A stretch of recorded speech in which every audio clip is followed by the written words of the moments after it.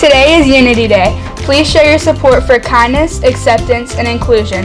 Let's stand together against bullying and create a school where everyone feels safe and respected, not just today, but every day. To me, unity means everyone coming together and supporting each other and accepting that everyone comes from different backgrounds, but we all have our differences, but we still stand together to make our school a safe, kind, and strong community. Thank you so much for wearing orange for Unity Day. Unity Day is across the entire country in the United States.